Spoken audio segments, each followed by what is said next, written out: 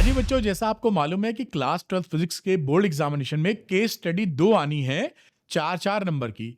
8 number की case study आएगी। तो इस वीडियो में मैं कुछ इंपॉर्टेंट केस स्टडी आपको कराऊंगा, जिसको करने पर आपको पूरी फील आ जाएगी कि इस टाइप की केस स्टडी पूछी जाती है, इसका आंसर ऐसे करना होगा। तो पूरा वीडियो शुरू से देखिएगा, जिससे कि आप पूरी चीज समझ पाएं। तो चलिए शुरू करते हैं केस स्टडी 8 नंबर पक्के फिजिक्स 2025 के लिए। जैसा आप जान ही रहे हैं, 2 केस स्टडी 4-4 नंबर की, टोटल 8 नंबर की।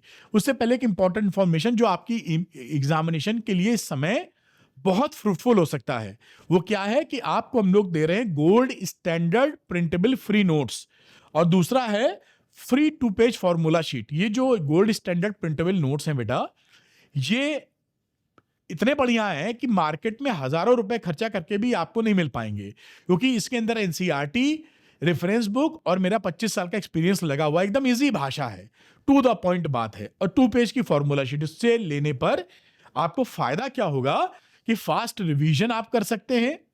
पढ़ा हुआ भूलेंगे नहीं, कई बच्चे पढ़ते हैं भूल जाते हैं, तो रिवीजन करेंगे तो भूलेंगे नहीं। 2 पेज की फॉर्मूला शीट, अगर सारे फॉर्मूले आपके याद होंगे चैप्टर वाइज, तो 10-12 नंबर के न्यूमेरिकल्स डायरेक्ट फॉर्मूला बेस्ड होते हैं, जो कि आप कर पाएंगे। ये जल्दी से दिखाता हूं कि ये दोनों चीजें दिखती कैसे हैं। ये देखिए, वो है प्रिंटेबल नोट्स। ये कुछ मैं जल्दी से फील दे देता हूं, 4-6 पन्ने का।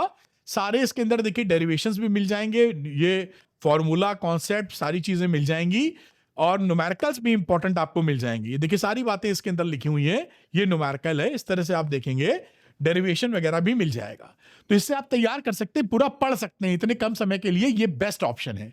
दूसरा ये देखिए फॉर्मूला शीट है, ये अल्टरनेटिंग करंट का है। एक पूरे चैप्टर को एक पन्ने में ही 2 पेज फॉर्मूला शीट बोली है, एक पन्ने में ही कैटर कर दिया है। देखिए यहां पर सारी बातें लिखी हैं, series LCR circuit, average power, pure conductor, inductor circuit, और इसको देखिए एक पेज में ही ये कंप्लीट हो जाती है। तो आप इसको याद करना आपके लिए काफी आसान होगा।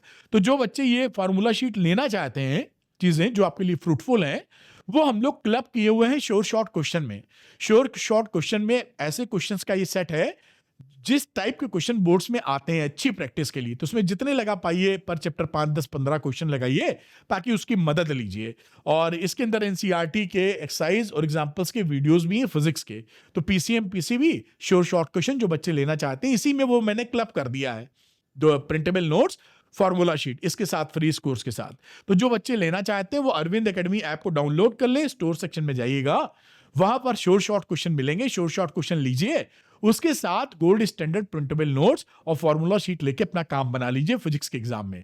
चलिए स्टार्ट करते हैं, जिस वजह से वीडियो बन रहा है, यानी केस स्टडी की बात करते हैं। स्टार्ट। तो बच्चों करते हैं केस स्टडी का। ये क्वेश्चन काफी इंटरेस्टिंग है, फेरेडे केज के ऊपर है। तो फेरेडे केज क्या होता है देखते हैं, और इस पर जो सवाल बनता है उसको भी हैंडल करेंगे। तो यहां लिखा है फेरेडे केज और Faraday shield is an enclosure made of a conducting material. The fields within a conductor cancels out with any external fields, so the electric field within the enclosure is zero। यानी ये जो cage बना है, इसके अंदर कोई भी आप चीज रखेंगे, इलेक्ट्रॉनिक डिवाइस, तो वहां तक इलेक्ट्रिक फील्ड नहीं पहुंच पाएगा। ये केज क्या करेगा, एक्सटर्नल इलेक्ट्रिक फील्ड को नलीफाई कर देगा। So the electric field with in the enclosure is zero, यानी इसके अंदर इलेक्ट्रिक फील्ड जीरो रहने वाला है इस केज के अंदर। These Faraday cage act as a big hollow conductors. You can put things into shield them from electric field. Shield का मतलब होता है सुरक्षा देना या बचाना। अगर इस फेरेडे कैच के अंदर कोई ऐसी इलेक्ट्रॉनिक डिवाइस रखते हैं जिसको आप इलेक्ट्रिक फील्ड से बचाना चाहते हैं, तो इसके अंदर रख देंगे, बाहर का एक्सटर्नल फील्ड कोई भी झटका नहीं दे पाएगा उसको। Any electrical shock to the cage receives pass harmlessly around the outside of the cage. कोई भी यहाँ पे इलेक्ट्रिक शॉक आता है तो इसके अंदर नहीं जा पाएगा, बाहर पड़ के निपट जाएगा। ये एक जानकारी दी फेरेडे केज के बारे में। अब देखते हैं इसके जो सवाल बनते हैं वो क्या सवाल इस पे बन रहे हैं। तो पहला है, which of the following material can be used to make a Faraday cage. देखिए फेरेडे केज जो आप बनाते हैं उसके लिए कंडक्टिंग मटेरियल चाहिए होता है, तभी ये फेरेडे केज बन सकता है। प्लास्टिक तो इंसुलेटर कह दीजिए, ग्लास है नहीं, कॉपर हमारा कंडक्टर है, तो उसका आंसर हो गया सी। और लकड़ी भी इंसुलेटर है, तो हमें कंडक्टिंग मटेरियल चाहिए होता है, तो उसको आप बड़े आराम से नोट कर सकते हैं। खैर इसके लिए मैं हट नहीं रहा हूं क्योंकि ऑप्शन आपको क्लियर ही है, कंडक्टिंग मटेरियल लगेगा फैराडे केज के अंदर। दूसरा यहां पर क्वेश्चन लेते हैं हम लोग इसी पर बेस्ड। ये है example of a real world Faraday cage. हमारे रियल वर्ल्ड में कौन सा ऐसी चार ऑप्शन में से कौन फैराडे केज की तरह ट्रीट किया जा सकता है? Car, plastic box, lightning rod, metal rod. Car is the right answer. क्यों? क्योंकि कार एक हॉलो केज बना देती है, मेटल की होती है, बाहर से अंदर केज बना देगी। भाई आप जान ही रहे हैं, कार अगर आप बनाते हो तो ये कार अंदर से आप एक मेटल केज हो गई। बाकी प्लास्टिक बॉक्स में तो कंडक्टिंग है ही नहीं, कंडक्टर है ही नहीं, तो बनना नहीं। लाइटनिंग रॉड के अंदर तो घुसने की बात कर नहीं रहे हैं, मेटल रॉड में कुछ हो नहीं सकता। तो कुल मिला के car is the real time example. तो इसमें भी कुछ विशेष आपको नोट नहीं करना, दिमाग में रखना है बस। अच्छा, इसी का अगला वाला क्वेश्चन हम लोग लेते हैं, number 3। What is the electrical force inside a Faraday cage when it is struck by the lightning? Faraday cage के ऊपर मान लो लाइट पड़ जाती है, लाइटनिंग पड़ती है, तो इसके अंदर कितना झटका लगेगा इसके अंदर? तो वो झटका लगता है 0, क्योंकि जो इलेक्ट्रिक फील्ड है वो इसके अंदर पहुंच ही नहीं पाती। तो कोई इलेक्ट्रिक फील्ड अंदर नहीं जाएगी, सबको ये नलीफाई कर देगा, इसलिए कोई भी शॉक अंदर नहीं लगने वाला। तो यहां पर जो इलेक्ट्रिकल फोर्स होगा वो शून्य होगा फैराडे केज के अंदर। तो ये भी बात आपको उम्मीद करता हूं क्लियर हो गई होगी। अगली बात देखते हैं। अगली बात में कह रहे हैं कि an isolated point charge plus q is placed inside the Faraday cage. मान लीजिए एक हॉलो कंडक्टर है जो फैराडे केज की तरह काम कर रहा है, यहां पर प्लस क्यू चार्ज आपने रख दिया। Its outer surface must have charge equal to. तो यहां एक इंटरेस्टिंग बात आप देखिएगा कि प्लस क्यू रखने की वजह से इसका जो इनर सरफेस है उस पे, ये इनर सरफेस पे आपका जो चार्ज क्रिएट होगा वो माइनस क्यू क्रिएट हो जाएगा ड्यू टू इंडक्शन। और इसकी आउटर सरफेस पे जो चार्ज क्रिएट होगा वो प्लस क्यू क्रिएट हो जाएगा, क्योंकि ये माइनस क्यू इधर है तो प्लस क्यू बाहर हो जाएगा। यहां पूछा है आउटर सरफेस, तो आउटर पे प्लस क्यू चार्ज। ये क्या है? Due to induction. ये क्यों क्रिएट हो रहे हैं? ड्यू टू इंडक्शन बेटा। तो ये आप ध्यान रखिएगा। और इसका आंसर क्या बन गया इस हिसाब से? तो आंसर हो गया यहां पर बी, कि plus q charge outer surface पे क्रिएट होगा। तो इसको भी आप पॉज करके नोट कर सकते हैं, जैसा भी आप ठीक समझे। चलिए अगला सवाल करते हैं बेटा हम लोग इसी पर बेस्ड। ये क्वेश्चन नंबर 5 है। यहां पर क्या है? A point charge of 2 microcoulomb is placed at the centre of Faraday cage in the shape of a cube with surface of 9 centimetre edge. ये मान लीजिए ये आपने क्यूबिकल स्ट्रक्चर बना दिया और इसका क्यूब का एज दे रखा है 9 सेंटीमीटर। यहां कहीं सेंटर पे या कहीं भी बोला है आपने 2 माइक्रोकूलम यहां पर रख दिया है। The number of electric field lines passing through the cube normally will be। अब इससे क्यूब से जो नॉर्मली इलेक्ट्रिक फील्ड लाइन निकलनी वो कितनी है, उसी को तो हम फ्लक्स बोलते हैं। तो बेसिकली हमसे क्या पूछ रहा है कि फ्लक्स बता दो। फ्लक्स क्या कहते हो? Electric field lines passing normally through the area is number of electric field lines is known as a flux. तो वही चीज यानी घुमा के इसने फ्लक्स पूछ लिया है। और गॉस लॉ के बेसिस पर, बाई गॉसेस लॉ, हम जानते हैं कि जो इलेक्ट्रिक फ्लक्स होता है वो Q inside upon epsilon not के बराबर होता है। क्यू इनसाइड कितना है? 2 माइक्रोकूलम, 2 × 10⁻⁻⁶, और एप्सिलॉन नॉट की वैल्यू हो गई 8.85 × 10⁻⁻12। अब इसको बड़े प्यार से सॉल्व कर लीजिए। 2.26 × 10⁵ Newton metre square per coulomb leaving the surface. Positive charge है, लीविंग द सरफेस। ये आपका यहां पर आंसर हो जाता है। और इसके हिसाब से जो ऑप्शन है एंटरिंग द सरफेस, लीविंग है लेकिन नहीं है, ये number c. Option number c is the correct one. 2.26 into 10 की power 5 newton metre square per coulomb leaving this surface. तो ये आप समझ गए होंगे, इस तरह इसको कर सकते हैं. तो ये केस स्टडी यहां खत्म होती है, इसको आप नोट कर लीजिए. तो बच्चों करते हैं ये केस स्टडी जो कि बहुत इंटरेस्टिंग है. लिखा है motion of charges in electric and magnetic field. बढ़िया लिखा है a beam of electrons moving horizontally. ये बीम ऑफ इलेक्ट्रॉन है जो हॉरिजॉन्टली मूव कर रहा है with A velocity of 3 into 10 की पावर 7 मीटर पर सेकेंड. ये इसकी इनिशियल वेलोसिटी दे रखी है. एंटर्स ए रीजन बिटवीन टू प्लेट्स. ये दो प्लेट के बीच का मिडवे में एंटर कर रहा है.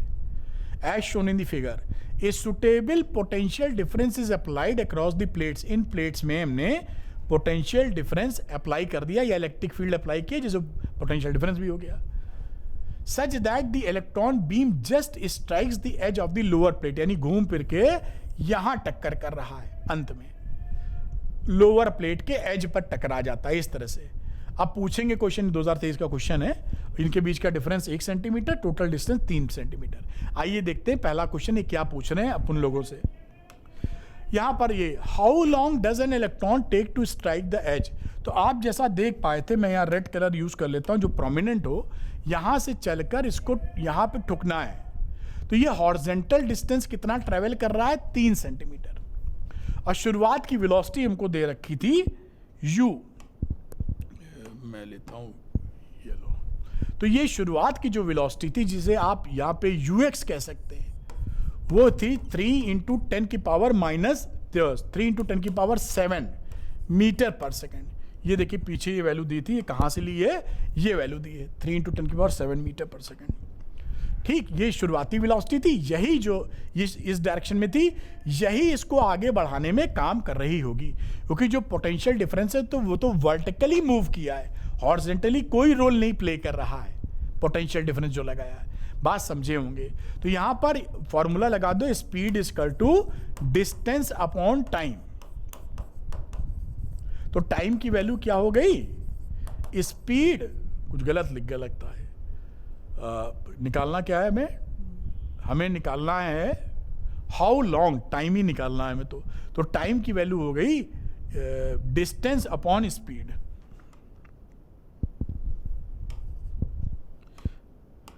ये हो गई डिस्टेंस अपॉन स्पीड. आप चाहें तो किताबों में इस तरह से भी लिखा रहता है Sx is equal to ux into t, है ना. डिस्टेंस की बात करें तो स्पीड इंटू टाइम, और टाइम निकालोगे तो टाइम को लिख सकते हो Sx अपॉन ux. वही चीज है डिस्टेंस अपॉन स्पीड.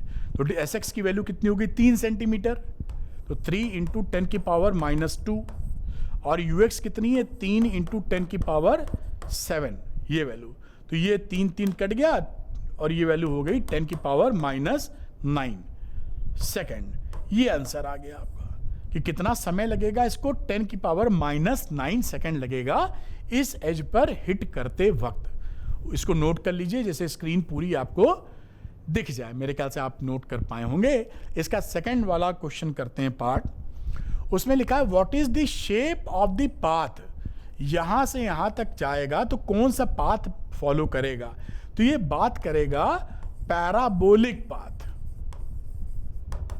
क्यों पैराबोलिक पाथ फॉलो करेगा, आपने क्लास 11 में प्रोजेक्टाइल मोशन पढ़ा था.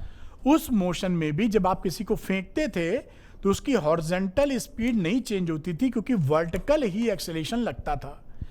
यहां भी आपने जो पोटेंशियल डिफरेंस लगाया है, मान लेते हैं यहां निगेटिव लगाया, यहां प्लस लगाया, जो भी ऐसे प्लेट लगाई, तो वो परपेंडिकुलर डायरेक्शन में काम कर रहा है. जो भी यहां पर फोर्स लग रहा है या acceleration is acting perpendicular two electrons movement. इसलिए वो एक्सेलरेशन केवल परपेंडिकुलर काम कर रहा, हॉरिजॉन्टल कोई चेंज नहीं है. इसलिए यही लॉजिक लगाते हुए कैसा पाथ फॉलो करेगा, पैराबोलिक पाथ फॉलो कर जाएगा. और ये एक्सेलरेशन भी यहां पर कांस्टेंट है, क्योंकि A is equal to F/m लेते हैं. लगने वाला फोर्स भी फिक्स है, मास भी इलेक्ट्रॉन का फिक्स है. तो ये कहानी हो गई, यहां पे पैराबोलिक पाथ होगा. हॉरिजॉन्टल वेलोसिटी में कोई चेंज नहीं है. इनिशियल वेलोसिटी जो बनी है थ्रू आउट वही बनी रहेगी.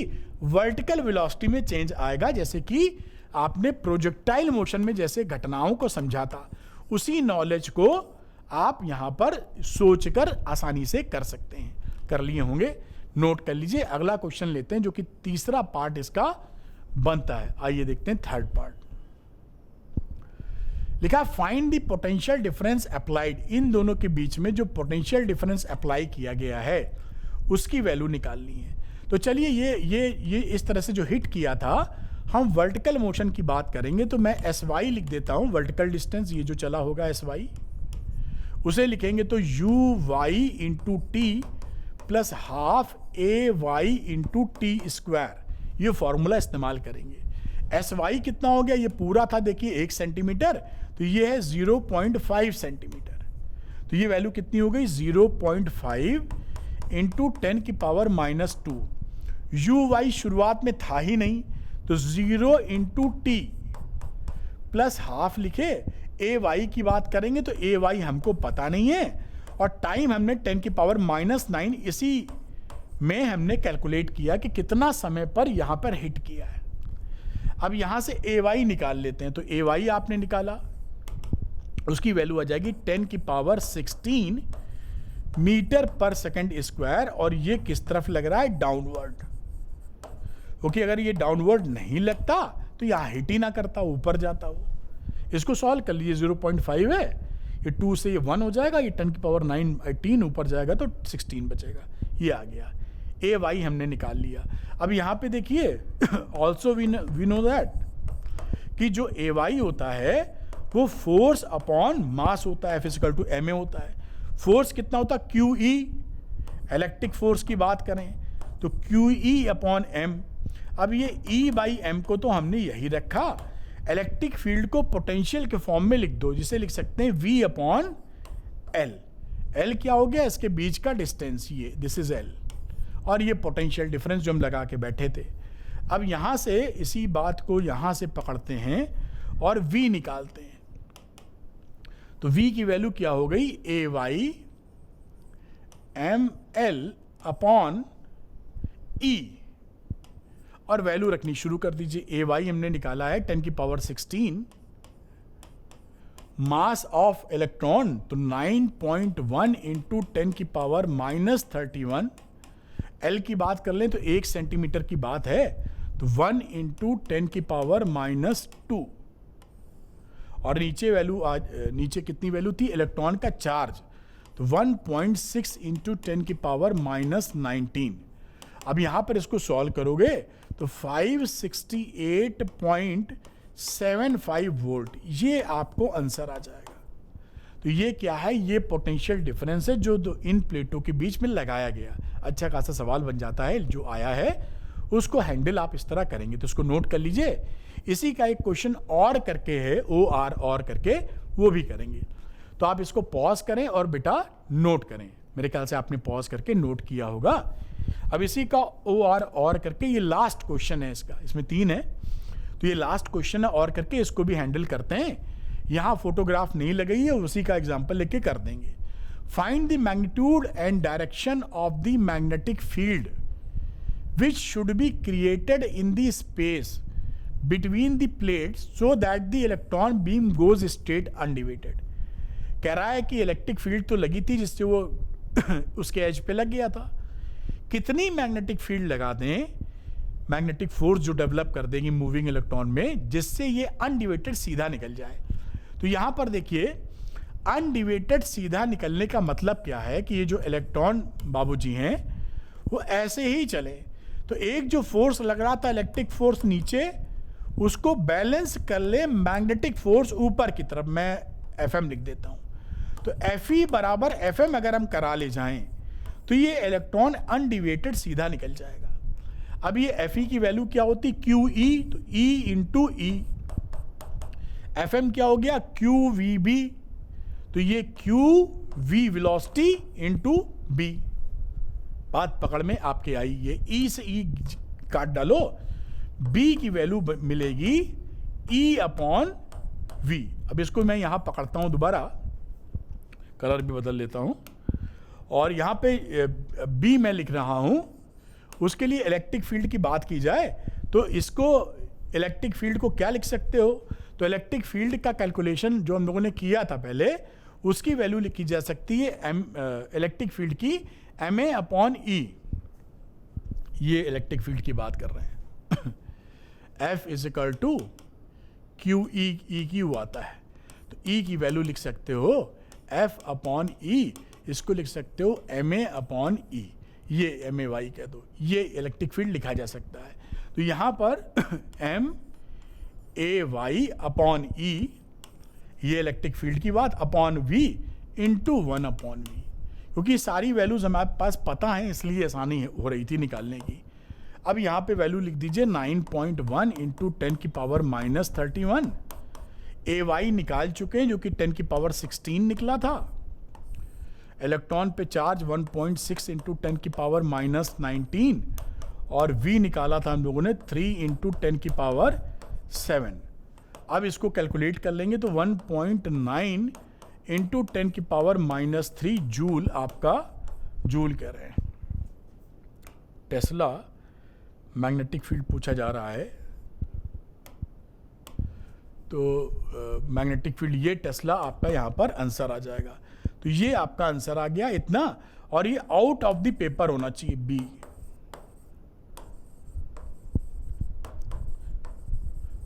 क्योंकि यहां पर जब आप लगाओगे फ्लेमिंग का लेफ्ट हैंड रूल, तो मैग्नेटिक फील्ड ऐसे कर दो बाहर आउट ऑफ द पेपर, और इलेक्ट्रॉन उधर जा रहा है तो उसकी अपोजिट डायरेक्शन में करंट, तो फोर्स ऊपर लगेगा। यानी यहां जो मैग्नेटिक फील्ड होगा वो आपकी तरफ होगा, मतलब ऐसे बना देते हैं, this is the direction of magnetic field, तो फोर्स ऊपर आपको मिलेगा। ये केस स्टडी भी पूरी खत्म हो गई और ये सवाल भी एक्सप्लेन हो गया। ये अच्छे क्वेश्चंस हैं, लेकिन इसको आए हुए हैं, इसको करना समझना जरूरी है। नोट कर लीजिए इसे आप।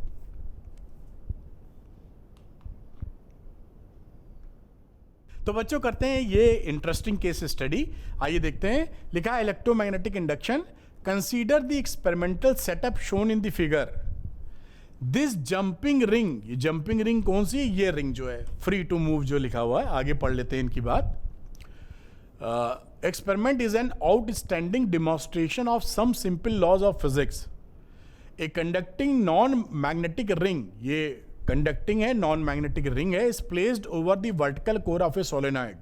ये जो एक सोलेनॉइड है जिसके ऊपर कॉइल लगा हुआ है, और ये जो कोर है उसी के ऊपर ये इन्होंने रिंग माउंट कर रखी है, चढ़ा रखी है। When current is pressed through the solenoid, when the current is passed through the solenoid, the ring is thrown off.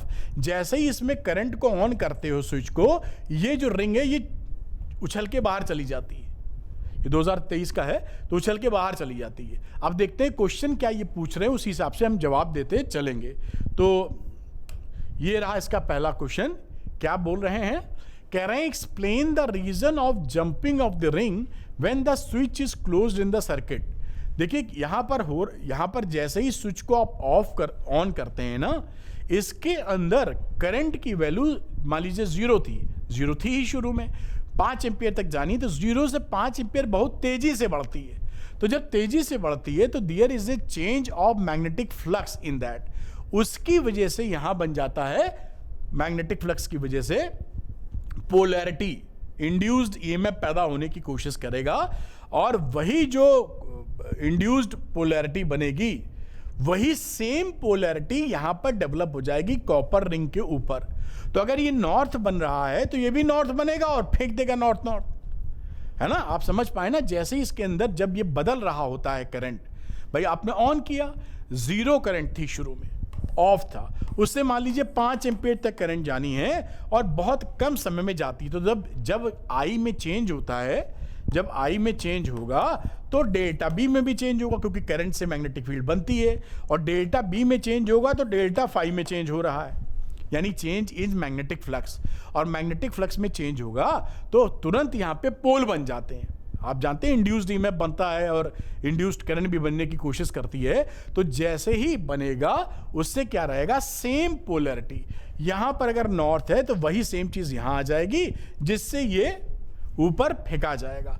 तो आप समझ गए होंगे पूरी बात। The polarity developed in the ring in the ring is same as that of on the top face of the coil. Hence, ring is thrown up due to repulsion. तो उम्मीद है ये बात आप समझ गए, क्योंकि पोलैरिटी दोनों में सेम है. नॉर्थ नॉर्थ या साउथ साउथ जो भी बनेंगे एक दूसरे को रिपल कर देंगे. तो इससे आप इसको नोट कर लीजिए, बिल्कुल आराम से नोट हो जाएगा. मेरे ख्याल से नोट कर पाए होंगे. चलते हैं इसके सेकंड क्वेश्चन की तरफ. तो ये रहा इसका बेटा सेकंड क्वेश्चन. अब इसमें कह रहा है what will happen if the terminals of the battery are reversed. अब ये प्लस और माइनस को इंटरचेंज कर दिया है, अब स्विच क्लोज किया है. तो भैया अगर इसको पलट भी दोगे, अगर पहले नॉर्थ बन रहा था तो अब साउथ बन जाएगा, लेकिन साउथ इस पे भी बनेगा तो फेंक देगा. अब भी सेम पोलैरिटी तो अब भी है, still the same polarity, still the same polarity. Same polarity किसके किसके बीच की बात कर रहे हैं? इस रिंग और ये top face of the coil की बात कर रहे हैं. पहले नॉर्थ था तो अब साउथ होगा, लेकिन साउथ इसके ऊपर तो साउथ इसके ऊपर, इसलिए फिर से रिपल्शन हो जाएगा.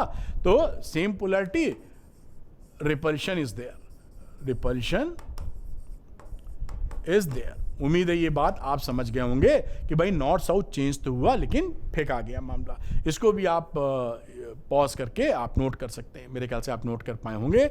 अगला क्वेश्चन देखते हैं, और इसी में ये क्वेश्चन बोला जा रहा है, explain the two laws that helps the understand the phenomena. अब यहां पे देखिए आप, ये इलेक्ट्रोमैग्नेटिक इंडक्शन की कहानी है, और इलेक्ट्रोमैग्नेटिक इंडक्शन में दो लॉ काम करते हैं. एक तो होता है लेंज लॉ. लेंज लॉ क्या बोलता है कि जो इंड्यूस्ड ईएमएफ या इंड्यूस्ड करंट है वो इस तरीके से बनती है जिससे कि उस कारण का वो विरोध कर सके जिससे खुद प्रोड्यूस हो रही है, यानी चेंज इन फ्लक्स का अपोजिशन कर सके. तो इंड्यूस्ड करंट या इंड्यूस्ड ईएमएफ ऐसा बनेगा कि चेंज इन फ्लक्स का अपोज कर सके. दूसरा होता है फैराडे लॉ.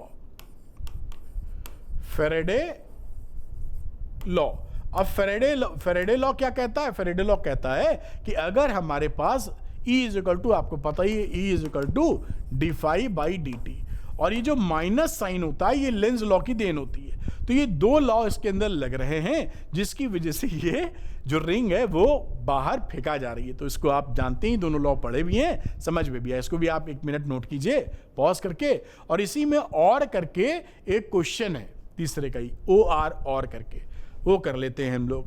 तो ये तीसरा वाला देखिए यहां पर है, briefly explain various ways to increase the strength of magnetic field produced by given solenoid. इस सोलेनॉइड का मैग्नेटिक फील्ड हम कैसे बढ़ा सकते हैं? तो पहला तरीका आप क्या इस्तेमाल कर सकते हैं? Bye inserting soft iron core. दूसरा क्या कर सकते हैं? इसके अंदर करंट बढ़ाकर, by increasing current through solenoid, current through solenoid.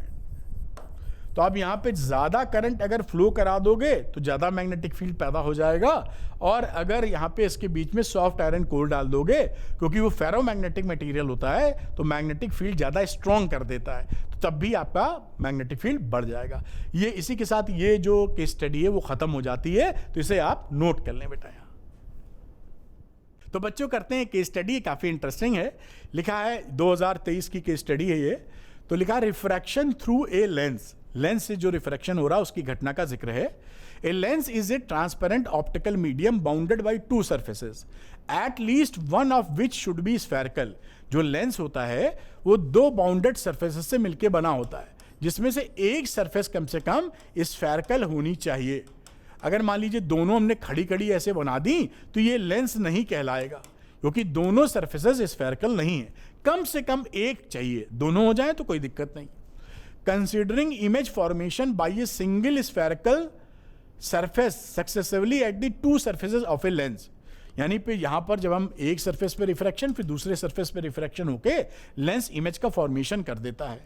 Lens makers formula is obtained, इस तरीके से आप लेंस मेकर्स फॉर्मूला निकालते हैं कि पहली सरफेस पे क्या रिफ्रैक्शन रहा, फिर उसके बाद दूसरी सरफेस से क्या रिफ्रैक्शन रहा, और कुल मिला के आप लेंस मेकर्स फॉर्मूला निकाल पाए। It is useful to design lenses of desired focal length using surfaces of suitable radius of curvature. ये आप फॉर्मूला हम लोग जानते हैं। अगर एयर की बात की जाए तो यहां पर रेडियस ऑफ कर्वेचर को बदल कर अगर वही मटेरियल रखें, आप फोकल लेंथ अलग अलग अचीव कर सकते हैं। This formula helps us to obtain a relation between u v and f. ये यूवी एंड एफ जो निकलेगा, lenses form images of objects and they are used in a number of optical devices में use किए जाते हैं, for example microscope and telescope के अंदर। तो ये बात हमारी समझ में आई। आइए इसका पहला क्वेश्चन देखते हैं कि हमसे क्या पूछ रहा है।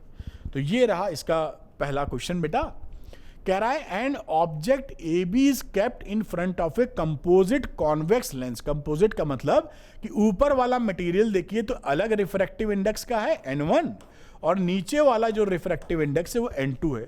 तो ऊपर और नीचे अलग अलग रिफ्रैक्टिव इंडेक्स का मटेरियल इस्तेमाल किया गया है।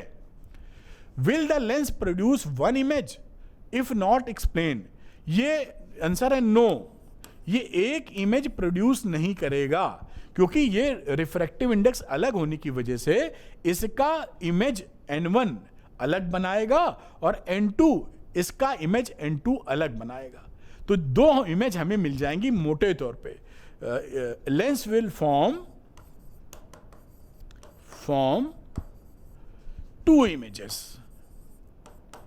दो इमेजेस क्यों बनेगी ये मैंने आपको बताया, क्योंकि ये जो डेविएशन देगा रे को वो अलग देगा और ये डेविएशन अलग देगा पहले वाले से, इसलिए दो जगह ये जाके रेज मिलेंगी तो दो इमेज फॉर्मेशन होंगे, क्योंकि रिफ्रैक्टिव इंडेक्स ऊपर और नीचे वाले का अलग अलग है। दो मिनट कंपोजिट लेंस है, तो इसे आप नोट कर लीजिए यहां पर। मेरे ख्याल से ये बात आप समझ पाए होंगे। चलिए इसका सेकेंड वाला देखते हैं, और इस क्वेश्चन में देखते हैं क्या है। कह रहा है a real image of an object formed by a convex lens is observed on A screen. भाई एक मान लीजिए यहां पर रियल एक ऑब्जेक्ट रखा है और ये स्क्रीन है। इस स्क्रीन पे समझ लीजिए कि यहां पर आपका कहीं पर, क्योंकि रियल इमेज होता है तो ही आपका स्क्रीन पर बनता है, ये आपको पता ही है। वर्चुअल इमेज तो स्क्रीन पे बनते नहीं है। तो ये मान लीजिए इस तरीके की कहानी आ रही है जो मेरे ख्याल से आप समझ पाए होंगे। तो यहां पर ये रियल इमेज बन गया। If the screen is removed, अगर हम स्क्रीन को हटा दें, will the image still be formed, explain. जी हां, अगर आप स्क्रीन हटा भी देंगे तो भी इमेज का फॉर्मेशन यहां होगा। तो आंसर यस है। द रे आफ्टर रिफ्रैक्शन, द रे after refraction through the lens, through the lens is still converging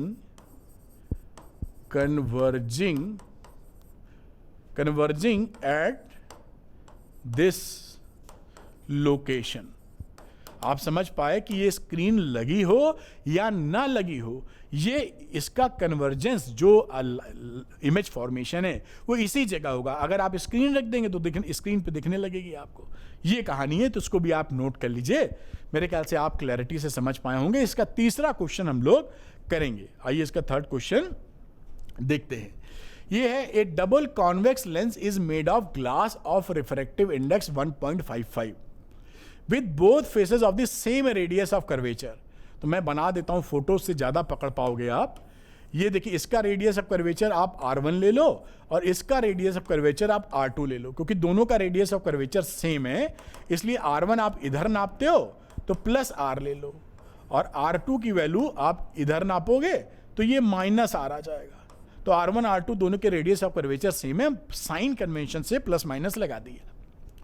With both faces same radii of curvature, find the radius of curvature required इसकी जो focal length है positive होगी क्योंकि convex है, 20 centimetre की है, और रिफ्रैक्टिव इंडेक्स इसका दे रखा है 1.55। कह रहा आर बताओ, तो बहुत आसानी से बता सकते हैं और ऐसे सवाल आपसे खूब पूछे जाते हैं। फॉर्मूला आप यूज करेंगे 1/f mu minus 1/r1 minus 1/r2 बेटा। इस फॉर्मूले में चीजें पुट कर दीजिए। तो f की वैल्यू पुट करेंगे +20, ये हो गया 1.55 माइनस 1। R1 की वैल्यू डालेंगे तो +r, और R2 की वैल्यू डालेंगे तो -r। तो ये इसको आगे बढ़ाते हैं, 1/20, ये हो गया 0.55 इंटू, ये प्लस हो जाएगा 2/r आ जाएगा। तो यहां पर इसी बात को आगे बढ़ाया जाए तो r की वैल्यू आपको मिलेगी 0.55 इंटू 2 इंटू 20। अब यहां पे आ जाएगा, मल्टीप्लाई वगैरह कर लीजिए, ये वैल्यू आ जाएगी 1.10 और ये आ जाएगा 20। तो ये वैल्यू हो गई 22 सेंटीमीटर। ये आपका आंसर आ गया 22 सेंटीमीटर, जो कि अच्छा इसमें तो आंसर ऑप्शन नहीं है, तो ये 22 सेंटीमीटर इसका रेडियस ऑफ कर्वेचर हमको लगने वाला है। और किस तरह आप निकाले हैं ये यहां पर पकड़ के रखिए। तो इसको आप नोट कीजिए। इसी में थर्ड का और करके भी एक पार्ट है, उसको हम लोग करेंगे। तो ये मैं हटता हूं, इसको आप अच्छे से नोट कर लीजिए। तो मेरे ख्याल से नोट कर पाए होंगे पॉज करके। इसका थर्ड वाले का एक और पार्ट है, इस तो करते हैं। Two convex lenses A and B of focal length 15 centimetre और 10 centimetre respectively are placed coaxially d distance apart. ये देखिए दो लेंसेज मैंने रखे और इनके बीच का जो डिस्टेंस है वो डी है बेटा। इसकी फोकल लेंथ ए था ये, और ये बी था, तो इसकी फोकल लेंथ है एफ ए की +15 सेंटीमीटर, और एफ बी की जो फोकल लेंथ है वो है +10 सेंटीमीटर। ठीक, आगे देखते हैं क्या बता रहे हैं। Are placed coaxially d distance apart, a point object is kept at a distance of 30 centimetre in front of a. यहां पर कोई ऑब्जेक्ट रखा हुआ है जो कि इससे दूरी कितनी है, u बराबर -30 सेंटीमीटर। ये u कितना हो गया है, -30 सेंटीमीटर। ये मैं यूए लिख देता हूं क्योंकि ये ए वाले लेंसेज के रेस्पेक्ट में बात की जा रही है। Find the value of d so that the rays emerging from lens b, इससे जो इमर्ज कर रही है पैरेलल टू प्रिंसिपल एक्सिस हो, यानी कि यहां से जो रेज निकले वो आपकी पैरेलल निकले। तो रेज पैरेलल कब निकलती हैं, जब आपका ऑब्जेक्ट फोकस पे हो, यानी यहां पर जो आपका इसका इमेज बन रहा होगा वो आपका इसकी फोकल लेंथ एफ बी पर बनेगा, तभी तो यहां से ऐसे करके रेज निकलेंगी और पैरेलल हो जाएंगी। तो इसलिए हमको ये क्लू मिल चुका है कि ये जो डिस्टेंस है, इमेज जो बन रहा है, इसके लिए डिस्टेंस एफ बी है। अब हमको डी निकालना है, तो अगर हम ये निकाल लें, ये क्या है, वी ए है। अगर हम वी ए निकाल लें तो एफ बी जोड़ देंगे, हमारा आंसर आ जाएगा डी का सेपरेशन। तो आइए इसके लिए हम लोग लगाते हैं फॉर्मूला ए के रेस्पेक्ट में। तो lens formula for a lens की हम बात कर रहे हैं, तो 1/v is equal to 1/u plus 1/f। ये सारी ए के लिए बातचीत चल रही है, तो ये ए के लिए ही समझिएगा। यूए के लिए बात करें तो ये आ जाएगा -1/30 माइनस, और एफ ए प्लस है और एफ ए की वैल्यू 15 सेंटीमीटर है, प्लस 1/15। अब इसको सॉल्व करोगे तो आ जाएगा 1/30। तो ये वैल्यू कितनी हो गई, वी ए की +30 सेंटीमीटर। अच्छा अब देखिए, अब हम ये वी ए निकाल चुके हैं 30, यहां पर वी ए 30 है और एफ बी हमको मालूम है 10 है। तो डी कितना हो गया, यहां पर अगर मैं डी की बात करूं तो वी ए की numeric value plus f b की न्यूमेरिक वैल्यू जोड़ देनी चाहिए। तो वी ए हो गया 30 और एफ बी हो गया 10, यानी वैल्यू हो गई 40 सेंटीमीटर। ये आपका यहां पर देखिए आंसर आ गया। तो ये आंसर है, यहां पे ऑप्शन तो है नहीं, तो ये आंसर 40 सेंटीमीटर है। और इसमें 3 ही क्वेश्चन हैं इस केस स्टडी में, तो केस स्टडी भी खत्म हो जाती है। मैं हटता हूं, इसको अच्छे से नोट कर लीजिए। अच्छा मामला था ये, नोट कर लें इसे आप।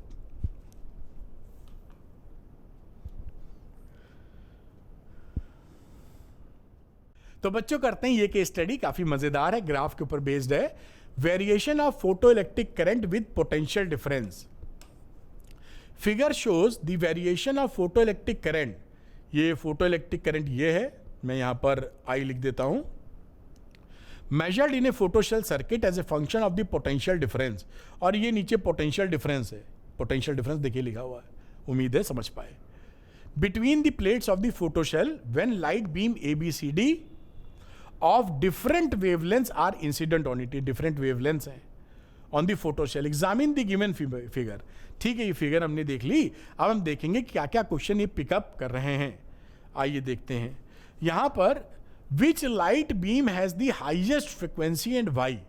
देखिए इन चारों में किसकी फ्रिक्वेंसी सबसे ज्यादा है, तो जिसका स्टॉपिंग पोटेंशियल सबसे ज्यादा होगा फ्रीक्वेंसी भी उसी की ज्यादा होगी, क्योंकि फ्रीक्वेंसी ज्यादा होने से जो इलेक्ट्रॉन होते हैं उनका मैक्सिमम Kmax बढ़ जाता है। जब Kmax बढ़ जाएगा तो रोकने के लिए भी स्टॉपिंग पोटेंशियल आपको ज्यादा लगाना पड़ेगा। तो यहां पर हम देखते हैं, तो ये ग्राफ बी वाला, दी ग्राफ किसका है, बी के लिए। तो ये जो लाइट बीम बी है, light beam B has highest frequency because it requires maximum retarding potential या stopping potential कह सकते हैं, potential। तो उम्मीद है ये बात आप समझे। तो आंसर तो ये यही हो गया, क्योंकि ऑप्शन यहां है नहीं। तो ये लाइट बीम बी जो है ये मैक्सिमम काइनेटिक एनर्जी होगी, क्योंकि इसके लिए जो पोटेंशियल रिटार्डिंग पोटेंशियल है वो मैक्सिमम आपको चाहिए। जितना ज़्यादा फ्रीक्वेंसी उतना ज़्यादा रिटार्डिंग पोटेंशियल। इसको आप नोट कर सकते हैं, एक सेकेंड पॉज करके। फिर इसका अगला क्वेश्चन लेंगे जो कि हम लोग लेते हैं अब, और उसमें देखिए क्या बात कही जा रही है। बोला है विच light beam has the longest wavelength.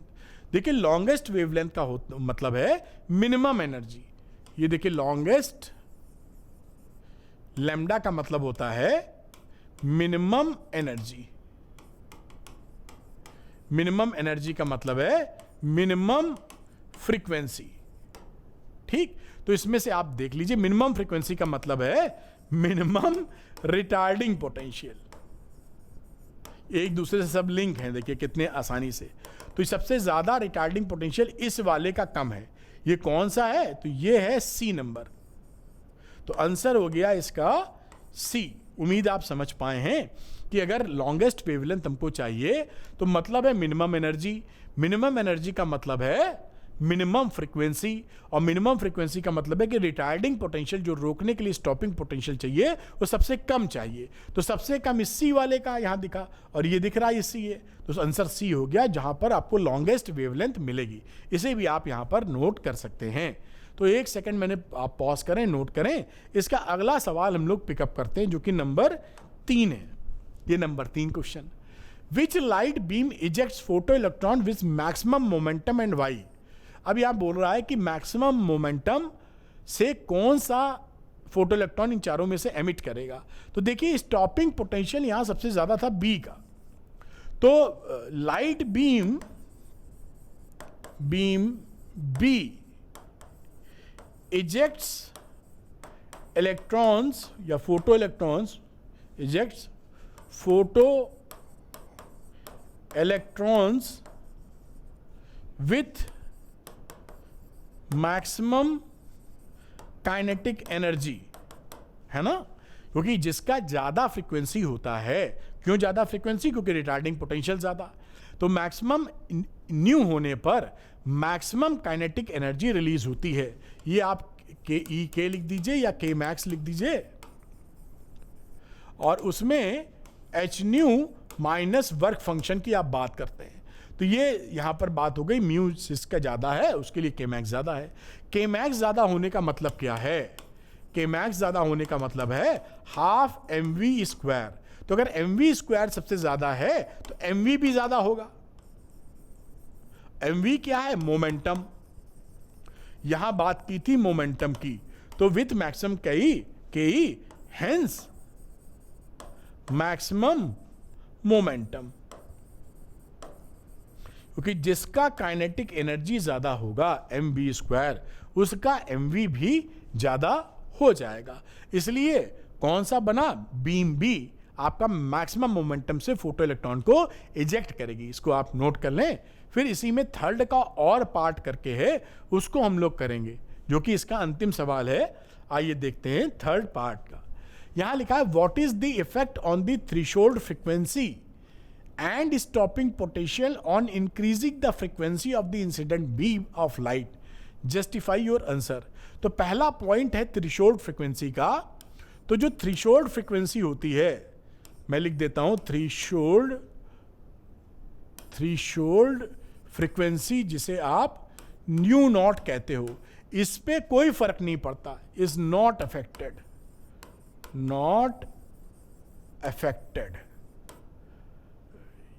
Because it depends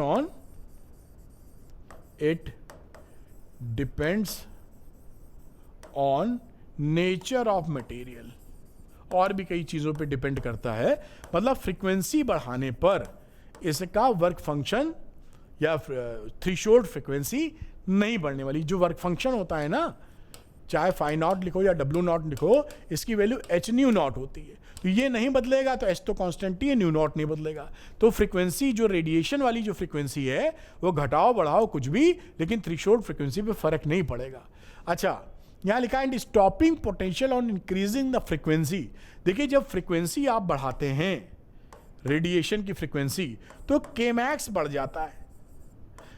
ये नंबर 2 की हम बात कर रहे हैं, ये नंबर 1 की बातचीत थी। तो फ्रीक्वेंसी जब बढ़ाओगे, ये फॉर्मूला आप पढ़े थे ना, केमैक्स बराबर h nu minus work function phi naught. तो अगर आपने न्यू बढ़ा दिया तो केमैक्स बढ़ जाएगा। केमैक्स बढ़ जाएगा तो स्टॉपिंग पोटेंशियल भी बढ़ जाएगा। ज्यादा एनर्जी से इलेक्ट्रॉन निकल रहे हैं, तो रोकने के लिए भी ज्यादा स्टॉपिंग पोटेंशियल आपको पकड़ना पड़ेगा। तो क्या लिखना चाहिए, स्टॉपिंग पोटेंशियल, वी नॉट लिखने जा रहा था मैं, स्टॉपिंग पोटेंशियल, जिसे आप वी नॉट भी कहते हैं नॉर्मली, वो आपका बढ़ जाएगा, इंक्रीज हो जाएगा। तो ये सीक्वेंस समझ गए। फ्रीक्वेंसी बढ़ा है तो केमैक्स बढ़ा, केमैक्स बढ़ा तो स्टॉपिंग पोटेंशियल भी बढ़ गया। इस तरह से केस स्टडी खत्म हो जाती है। इसको भी आप नोट कर लीजिए यहां पर। तो बच्चों करते हैं ये केस स्टडी। यहां लिखा है pure semiconductor like germanium and silicon when doped with A small amount of suitable impurity becomes N extrinsic semiconductor. हम जानते हैं कि प्योर जर्मेनियम सिलिकॉन में जब हम डोपिंग करके कुछ इंप्योरिटी मिक्स करते हैं तो एक्सट्रिंसिक सेमीकंडक्टर बन जाते हैं। In thermal equilibrium the electrons and the holes concentration in it are related to the concentration of the intrinsic charge carriers. आपको मालूम है कि Ne into NH is equal to Ni square के बराबर होता है इन थर्मल इक्विलिब्रियम, है ना। A P-type or N-type semiconductor can be converted into PN junction by doping it with suitable impurity. P-type, N-type का डोपिंग करके PN junction बना सकते हैं। Two processes, diffusion and drift, take place during formation of PN junction. दो current develop होती हैं, diffusion current and drift current. जैसा सवाल होगा आगे हम बताएंगे। शुरुआत में ये जैसे मैं बता ही देता हूं, चलो, ये P जंक्शन, ये N जंक्शन है। तो शुरुआत में P से होल्स इधर जाते हैं, इसे बोलते हैं डिफ्यूजन।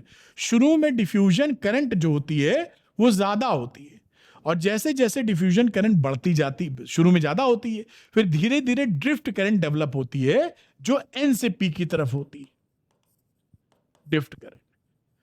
और एक इक्विलिब्रियम एस्टैब्लिश होता है जहां डिफ्यूजन और ड्रिफ्ट करंट बराबर हो जाती है। ड्रिफ्ट करंट कैसी होती है, जब होल्स इकट्ठा हो जाएंगे यहां पर, तो ये पॉजिटिव चार्ज आयंस मिल जाते हैं और यहां नेगेटिव होते हैं, तो ये इलेक्ट्रिक फील्ड बन जाता है, जिसकी वजह से आपके पॉजिटिव को इधर फेंकना शुरू कर देता है। ये कहानी रहती है, आपने पढ़ा होगा, तो वरना पूरा ही थ्योरी पढ़ानी पड़ जाएगी। इसको लेके बात कर रहे हैं। A semiconductor diode is basically a PN junction with metallic contacts provided at the ends for the application of external voltage. ये पीएन जंक्शन होता है,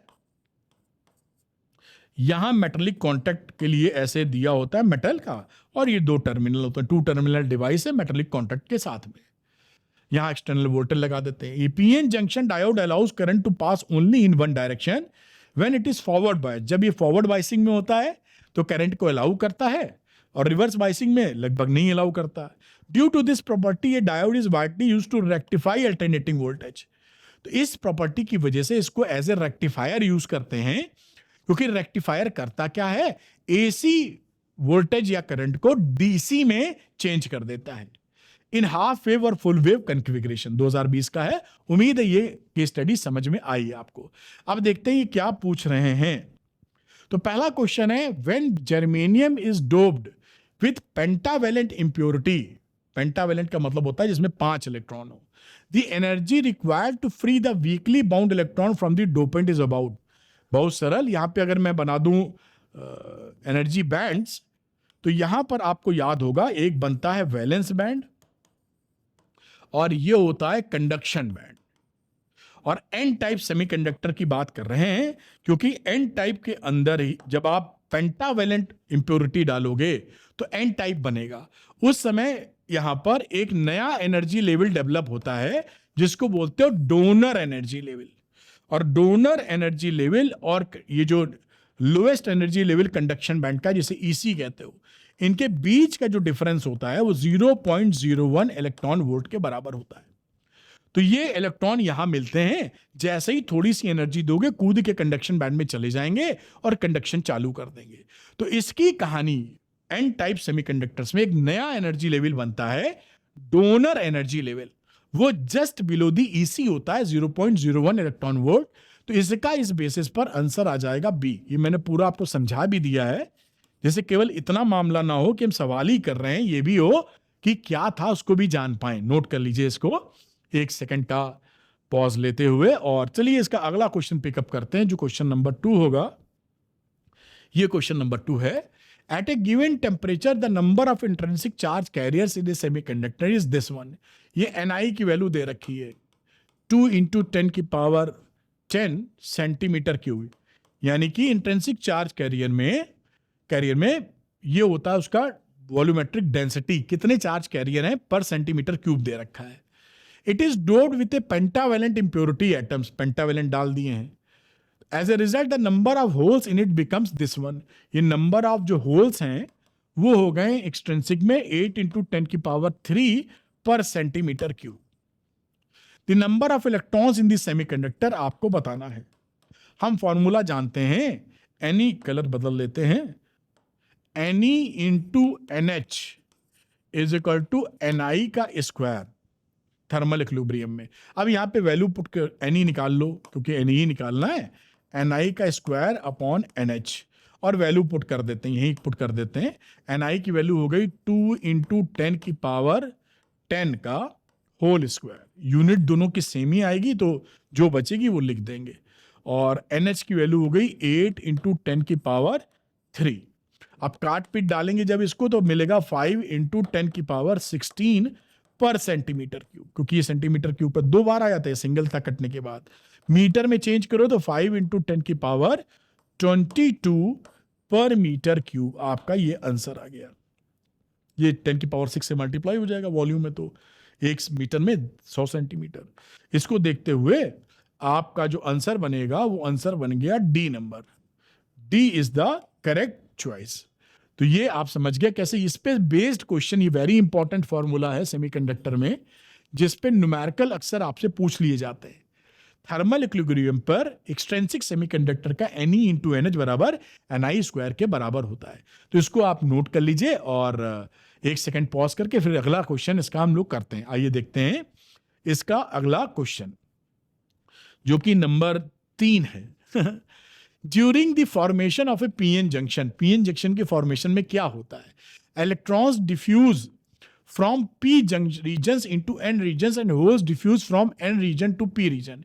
ये गलत लिखा हुआ है, क्योंकि जो पीएन जंक्शन बनता है उसमें होल्स पी से एन जाते हैं डिफ्यूजन में शुरुआत में। तो ये लिख रहा है कि P region into electron P से एन, मैंने गलत है। ये होल्स इधर से इधर जाएंगे, इलेक्ट्रॉन इधर से इधर जाएंगे। Both electron and holes diffuse from, ये गलत है, दोनों कहां जा रहे हैं, उल्टा जा रहे हैं। Electron diffuse from N region to P, electron N से पी सही है, and holes diffuse from P to N, ये सही लिखा हुआ है। Answer C. तो जब ये डिफ्यूजन की बात होती है तो होल्स जाते हैं P से N की तरफ और इलेक्ट्रॉन जाते हैं N से P की तरफ। ये सही है, चौथा भी गलत होगा। Both electrons hole diffuse from P to N, ये भी गलत है चौथा वाला, यानी ऑप्शन नंबर सी ही करेक्ट है। तो इसको आप नोट कर लीजिए, 1 सेकंड का पॉज लेते हुए। फिर इसका क्वेश्चन है OR और करके एक और इसी में, चलिए वो देख लेते हैं। ये मिल गया इसका। इसमें initially during the formation of PN junction diffusion current is large and drift current is small. बिल्कुल सही बात लिखी हुई है, answer A1 is the correct. शुरुआत में जब PN जंक्शन बनता है तो डिफ्यूजन करंट, जैसे मैंने इस केस स्टडी के शुरू में बताया था, डिफ्यूजन करंट ज्यादा होती है। डिफ्यूजन करंट होती है P से N। ये अगर आप PN जंक्शन समझेंगे, जैसा मैंने आपको समझाने की कोशिश की थी, तो P से N ये होती है डिफ्यूजन करंट। डिफ्यूजन करंट ये शुरू में ज्यादा होती है, डिफ्यूजन आई लिख देते हैं, करंट मतलब ये होल जा रहे होते हैं P से N की तरफ, या इलेक्ट्रॉन कह दीजिए N से P जा रहे होते हैं। फिर धीरे धीरे क्या होती है, जो दूसरी ये किधर से किधर है, P से N की तरफ, और ये होती है N से P की तरफ, ये होती है ड्रिफ्ट करंट। ड्रिफ्ट करंट क्या होती है, धीरे धीरे बढ़ती है, डिफ्यूजन करंट धीरे धीरे घटती है, और एक समय में दोनों जब सेम हो जाती हैं, क्योंकि अपोजिट डायरेक्शन में, तो इक्विलिब्रियम एस्टैब्लिश हो जाता है। लेकिन शुरुआत में डिफ्यूजन करंट ज्यादा होती है, बाकी बातें गलती हैं। डिफ्यूजन करंट स्मॉल हो नहीं सकता, बोथ द डिफ्यूजन लार्ज नहीं, डिफ्यूजन एंड ड्रिफ्ट स्मॉल नहीं। तो answer A is the correct one. और थोड़ा सा फिगर से मैंने एक्सप्लेन भी कर दिया, जैसे बात पकड़ में आ जाए। इसको आप नोट कर लीजिए। अब इसका हम लोग करते हैं फोर्थ क्वेश्चन, जो कि इसका आखिरी क्वेश्चन है। तो आइए देखते हैं। लिखा है एंड AC वोल्टेज V बराबर this one volt is applied in turn across a half wave rectifier. अच्छा, half wave and full wave दोनों के खिलाफ। The frequency of the output voltage. अच्छा, बड़ा सरल सवाल है लेकिन बढ़िया है। देखिए, हाफ वेव में क्या होता है, हाफ वेव रेक्टिफायर, ये पता होगा तभी कुछ हो पाएगा।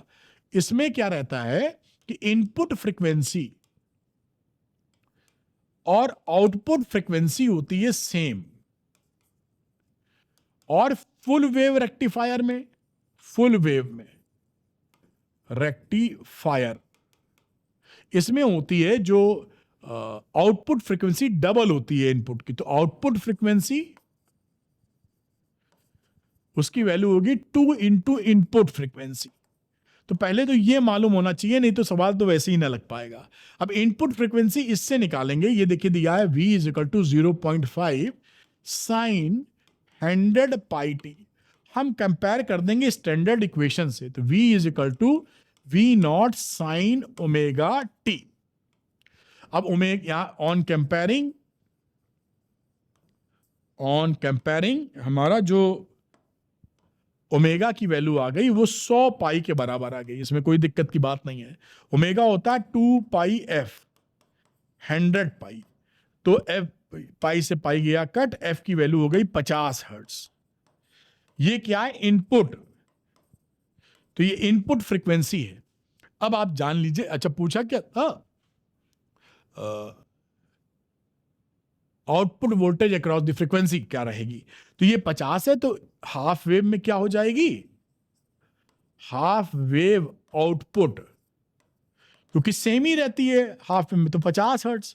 और फुल वेव की बात करें, आउटपुट फ्रीक्वेंसी वो हो जाती है इसकी डबल, यानी 100 हर्ट्ज। तो यानी इसका आंसर होगा 50 और 100। तो आंसर क्या हो गया, 50 हर्ट्ज फिर हो गया 100 हर्ट्ज। उम्मीद है समझें, जो कि ऑप्शन नंबर डी है यहां पर। ये देखिए, तो यहां पर ये लॉजिक क्लियर होना चाहिए, छोड़ा चाहिए। तो कुल मिला के ये अलग से भी न्यूमेरिकल की तरह आ सकता है 3 नंबर का। खैर है, कुल मिला के में आना चाहिए। फिर ये 1 नंबर का है, 2, 3 जैसा भी आएगा सबके लिए आएगा, हम लोग कर लेंगे। खैर, इसको नोट कर लीजिए। इसी के साथ ये केस स्टडी भी खत्म हो जाती है, तो इसको नोट कर लें आप।